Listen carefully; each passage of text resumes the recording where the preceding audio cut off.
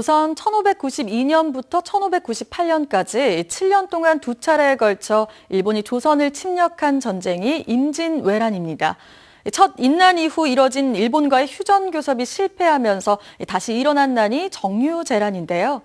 그런데 여러분 혹시 이 정유재란의 주요 유적지가 우리 지역 순천에 있다는 사실 알고 계셨나요? 오늘 이분과 함께 하시면요, 역사 공부 제대로 하실 수 있을 것 같습니다. 다큐멘터리 감독이자 최근 작가라는 타이틀을 얻은 분이죠. 장연필 작가님 모셨습니다. 안녕하세요. 안녕하세요. 네, 작가님. 우선 정유재란 이야기를 해볼까 합니다. 정유재란, 어떤 전쟁이었나요? 방금 아나운서님께서 말씀하신 것처럼 1592년에 임진왜란이 일어났고 1597년에 정유년에 재란이 일어났다 해서 정유재란입니다.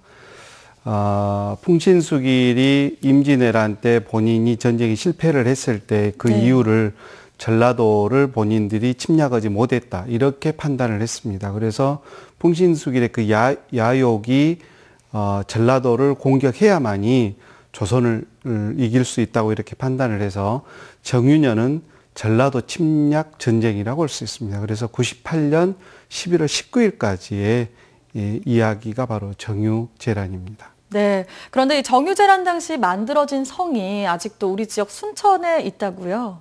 예, 그렇습니다. 우리가 흔히 지역의 어르신들은 외성이라고들 하지요. 네. 근데 이제 구체적으로는 외교성이라고 이제 부르기도 합니다. 근데 젊은 친구들은 사실 그냥 학습 체험 정도는 한번 가는 정도의 공간인데 실제 그 공간은 외형적으로는 고니시라는 일본 회장이 1597년 9월 초부터 12월 초까지 3개월 동안에 그 성을 쌓습니다.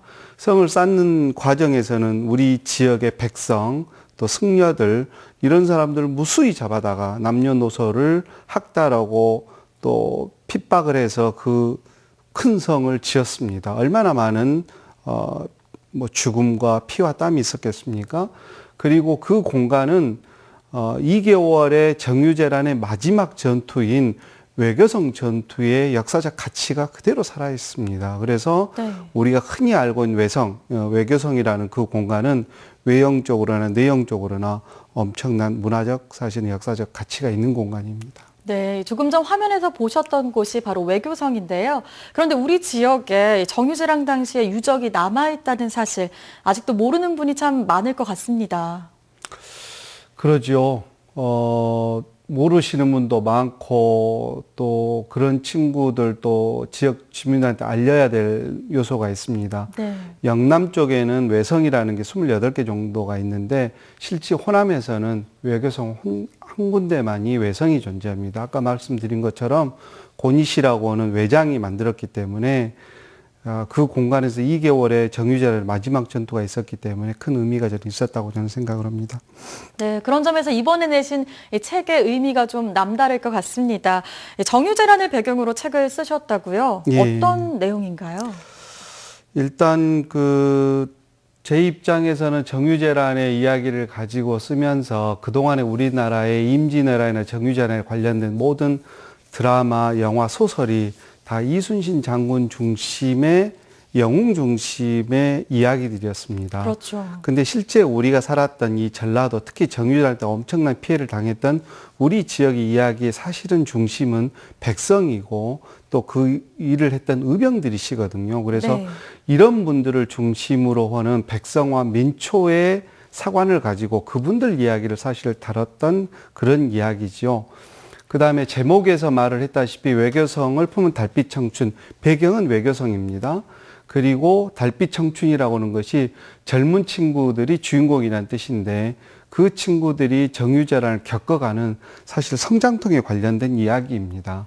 그 내용에는 전라도 사람들이 정유재란 때 겪었던 아픔, 코를 베고 귀를 베고 손가락에다가 그물을 여서 끌고 다니는 수없이 많은 민간인을 학살했던 그런 내용을 고스란히 품고 있습니다. 네, 그렇군요. 이 정유재란을 소재로 그럼 어떻게 소설을 쓰게 된 건지 그것도 궁금합니다. 제가 소설을 좀 보니까요. 자료가 굉장히 방대하더라고요. 예, 그래서 그렇습니다. 그 자료를 언제부터 이렇게 모아 오신 건지 그것 또한 참 궁금합니다.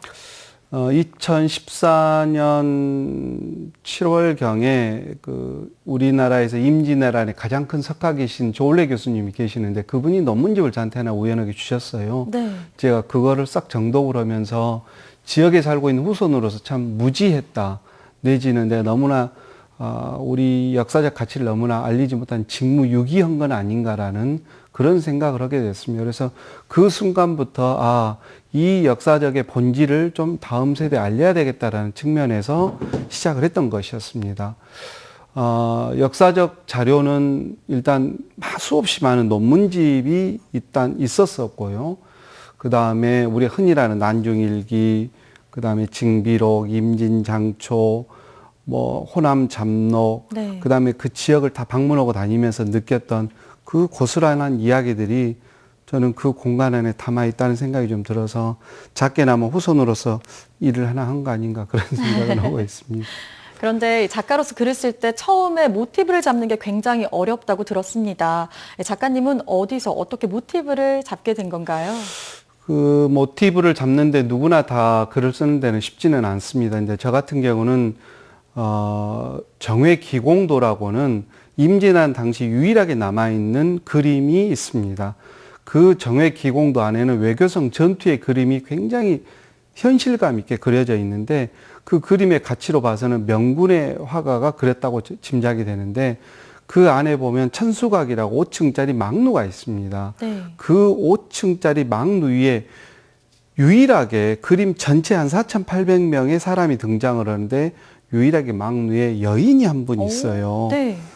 그 여인이 왜 있을까 궁금해지지요. 근데 그 지방사에 보면 그때 당시 큰 지주였던 사람이 고니시 외장에게 자기 딸과 아들을 줍니다. 지금 보이는 저 그림에서 말하는 거죠? 예, 그렇습니다. 그래서 저 여인이 어쩌면 그 지주의 딸일 수 있겠다라는 저는 네. 그런 상상에서 출발이 됐고요. 그다음 왜 그러면 저 그림이 명나라 화가만 그렸을까라는 생각을 하게 됐습니다. 우리나라 사람은 왜 안 그렸을까라는 생각을 하게 됐었고요. 그 다음에 자료를 찾는 과정에서 이순신 장군이 돌아가시고 난 이후에 죽음 이후에 관련된 범위가 사실은 선조라고는 조정해서 거의 방치 상태로 3개월 정도를 장군을 그냥 유해를 놔둡니다. 네. 그런 과정을 쭉 역사를 찾아다니면서 뭔가 좀 잘못됐다. 이것은 역사적으로 굉장히 잘못됐다고 생각이 돼서 그러한 몇몇 가지 모티브가 이번 소설을 만들게 된 계기가 됐습니다. 그런 계기가 있었군요. 예. 이번 주 월요일 날 출판 기념회를 열었다고 들었습니다. 이 출판 기념회에서 열린 정유재란 이야기 말하기 대회는 앞으로도 쭉 이어지는 건가요? 예, 그것은 서울에 있는 출판사는 지역 상황을 잘 모르기 때문에 출판사에 부탁을 좀 했습니다. 우리가 이런 일이 있는데 혼자 출판 기념회를 할 것이 아니라 지역의 정유재의 역사 연구회라고 지역의 선배님들 또 어르신들이 오랫동안 고생해온 그 모임 단체가 있는데 그런 공간과 함께 하면 좋겠다라고 말을 했고 폴리출판사가 기꺼이 거기에 대해서 동조를 하게 됐습니다. 네. 그래서 역사를 좀 알린다라는 측면에서 학생들하고 시민들을 대상으로 역사 말하기 대회를 하게 됐고 되게 재미나게 행사를 마쳤던 것 같습니다. 네, 우리 지역의 한 중학교 선생님께서 이 소설을 읽고 적지 않은 충격을 받았다, 이렇게 말씀하셨다고 해요. 그래서 앞으로는 이 중학생 친구들 수업 시간에 역사 시간을 좀 활용을 하겠다, 이렇게 말했는데 감회가 좀 남다르시겠어요? 저도 그 선생님을 한번 뵙고 싶습니다. 글을 쓰는 사람으로서 용기를 주신 분인데요. 역사는 애들이 좀 답답하게 생각하고 또 교과서는 더욱더 좀 답답하지 않습니까? 재미가 없지 않습니까? 그런데 이제 제 소설 같은 경우는 역사적 고증을 베이스에 그대로 놨습니다. 그리고 그 속에 달빛 청춘이라고는 젊은 본인들하고 나이가 거의 흡사한 친구들을 주인공으로 였습니다. 그러다 보니까 아마 틀림없이 학교에서 공감을 얻을 수 있을 거라고 생각을 합니다. 정말 이번 소설을 또 역사로 드라마화했으면 좋겠다 이런 바람의 목소리도 큰데요. 작가로서는 어떠신가요? 저야 감사할 일이죠. 감사할 일이고 처음에 저는 동화로 가볍게 출발을 했었는데 역사를 다루다 보니까 대하 소설이 됐고요. 제가 영상을 하는 사람이기 때문에 저도 모르는 사이에 아마 손가락은 계속 시나리오로 흘러가지 않았나 싶습니다. 그래서 많은 분들이 책을 보시고 뭐 그림 보듯이 했다. 이렇게 표현해줘서 저는 드라마가 되면 감사할 일이지요. 정말 드라마화 되는 날을 좀 기다려 보겠습니다. 예. 끝으로 이번 소설 출판을 계기로요. 좀 바라는 점이 있다면 어떤 게 있을까요? 저는 적어도 정유재란에 대한 우리 전라도 침략 전쟁인 정유재란에 대해서 우리가 스스로 너무 모르고 있었기 때문에 좀 알자라는 의미가 있습니다. 그 속에는 정유재란 임진왜란 전체, 정유재란 전체의 마지막 역사를 다 품고 있는 외교성 전투가 네. 2개월 동안에 사실 그 공간에서 다 벌어졌습니다.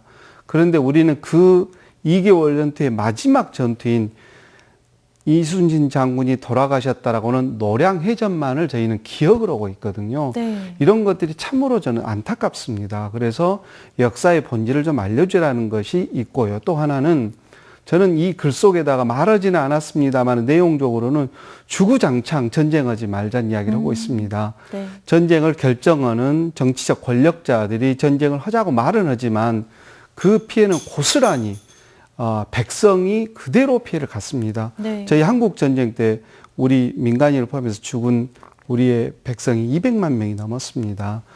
저는 대단히 어떤 상황이 되더라도 전쟁을 해서는 안 된다는 이야기를 저는 이 글 속에다가 계속 말을 하고 있습니다. 네, 전쟁을 하지 말자. 작가님의 책을 통해서요, 우리 지역의 아픈 역사 그리고 이 민초들의 삶이 좀 잊혀지지 않았으면 좋겠고요. 또 앞으로도 지역의 역사를 알리고 지역에 알리는 이런 좋은 활동 쭉 이어가시기 바랍니다. 오늘 고맙습니다. 감사합니다.